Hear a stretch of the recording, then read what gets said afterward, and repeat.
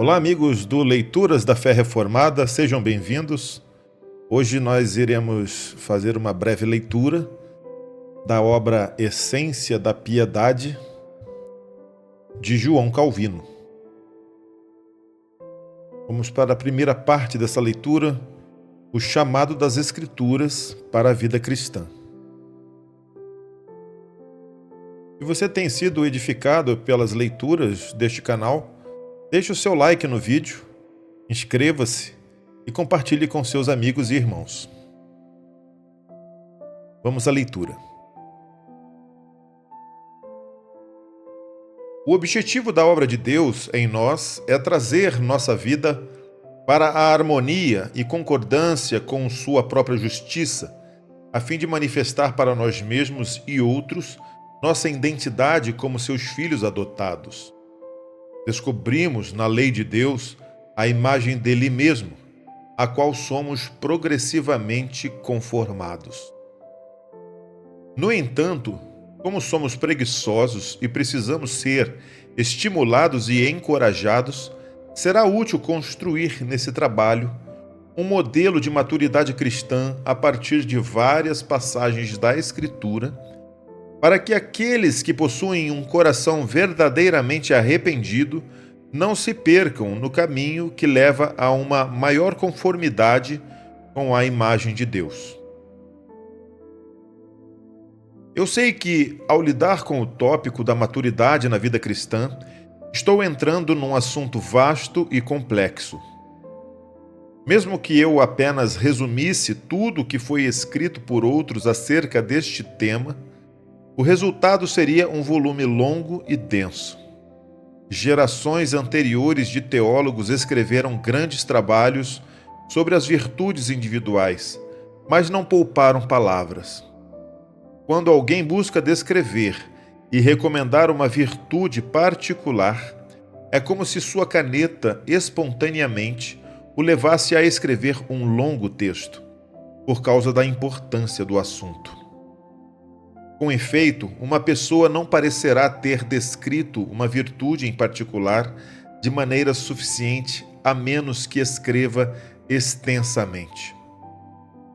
Neste trabalho, porém, não é minha intenção dizer muito, nem discutir cada virtude em detalhes, tampouco me desviar para longas exortações.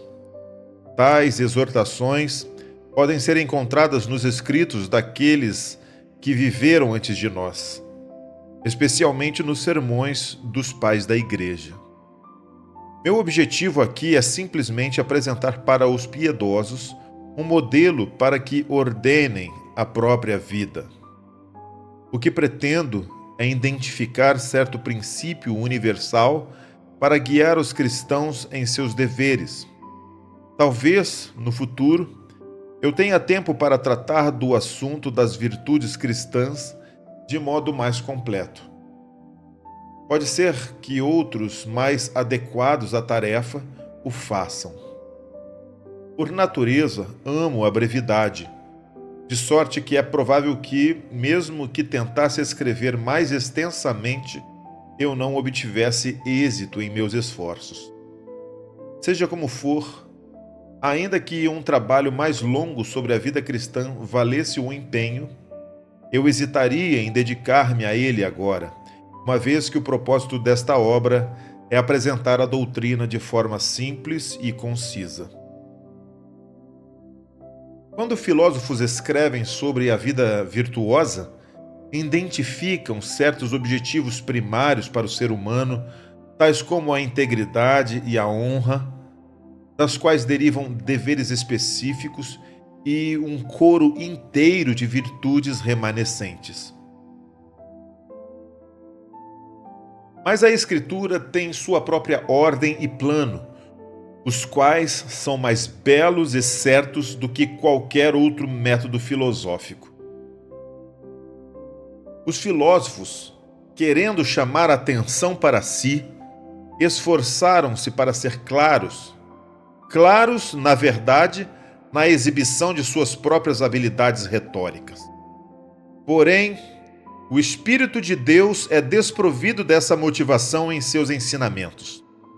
Ele, portanto, não seguiu o método específico dos filósofos, embora tenha revelado a verdade clara o suficiente para nos impedir de menosprezar a clareza.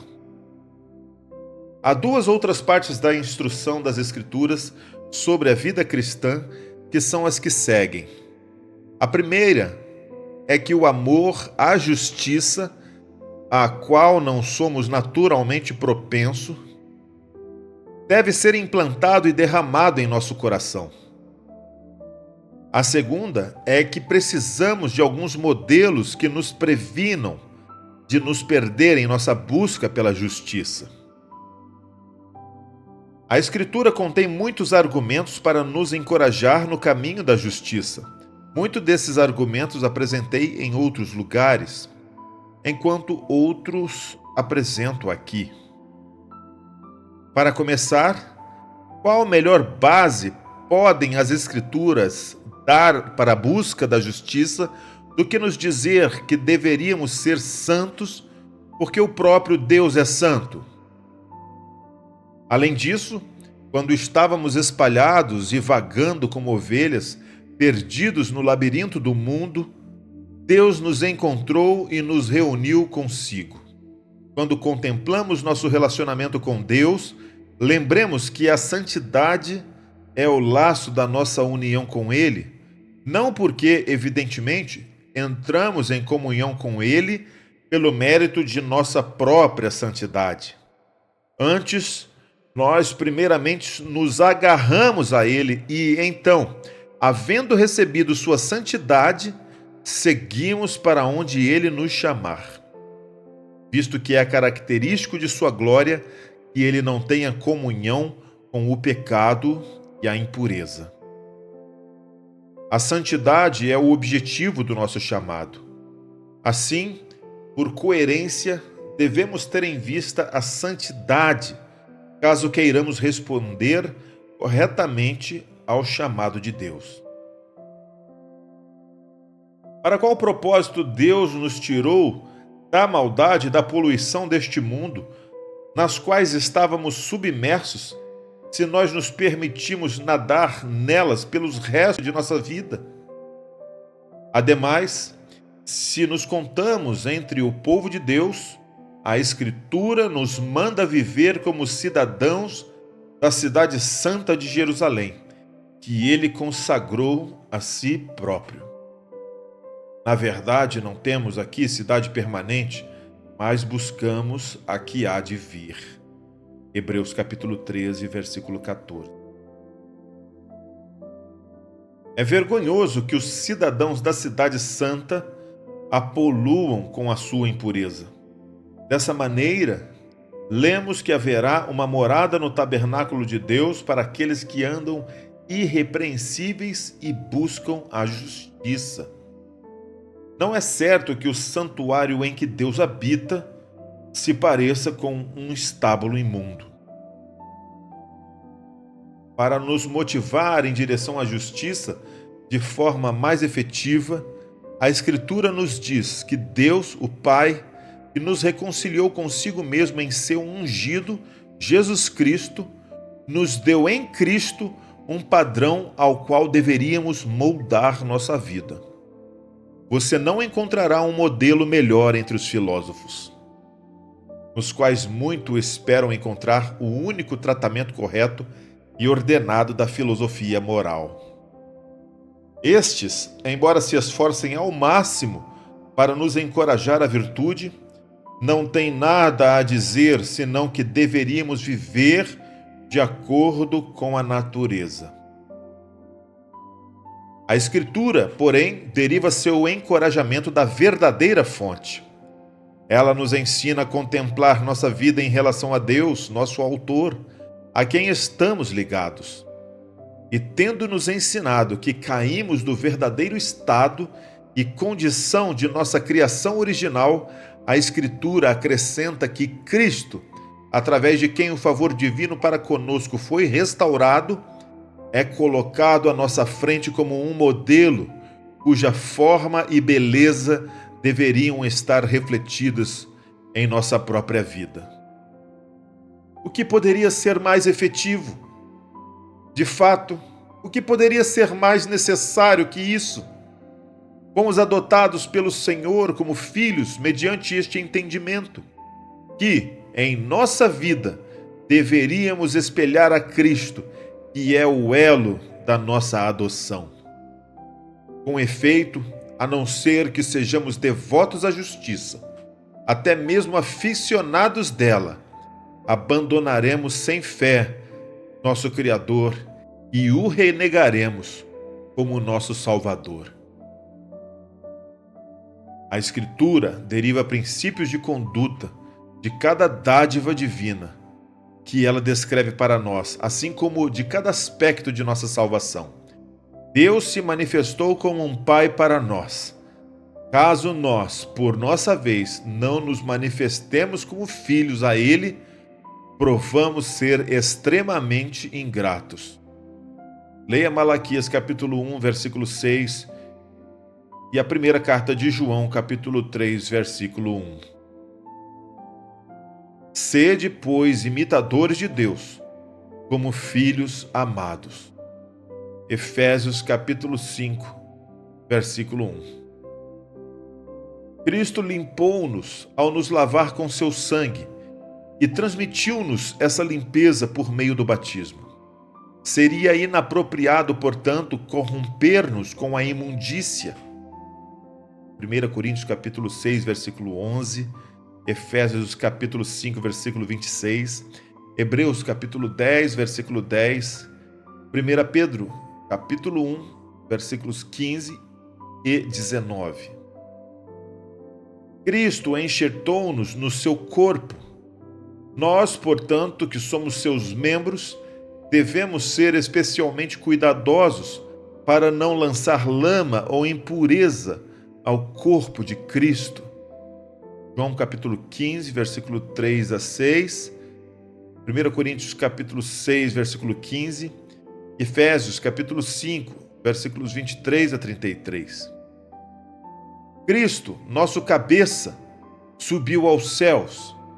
Nós, pois, devemos deixar de lado nossas afeições terrenas e esperar de todo o coração por aquele lugar. Colossenses capítulo 3, versículo 1 e seguinte. O Espírito Santo consagrou-nos como templos de Deus. Devemos, assim, deixar a glória de Deus brilhar através de nós e não nos poluirmos com o pecado.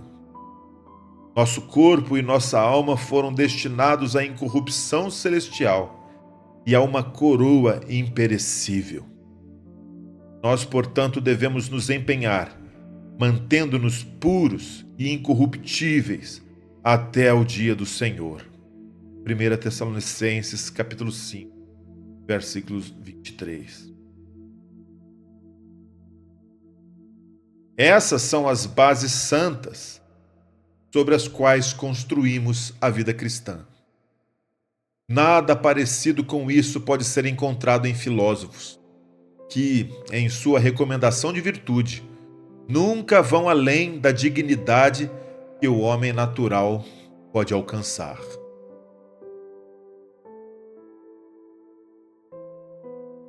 Algo deve ser dito sobre aqueles que querem ser chamados cristãos, mas não possuem nada de Cristo a não ser o título e a aparência. Estes se gloriam arrogantemente no santo nome dele. Contudo, apenas aqueles que ganharam um conhecimento verdadeiro de Cristo a partir da palavra do Evangelho têm um relacionamento com ele. E o apóstolo nega que qualquer pessoa aprendeu verdadeiramente a Cristo, se não compreendeu ainda que deve despir-se do velho homem, o qual é corrompido pelos desejos enganosos, e revestir-se de Cristo. Como está escrito em Efésios capítulo 4, versículos 20 a 24.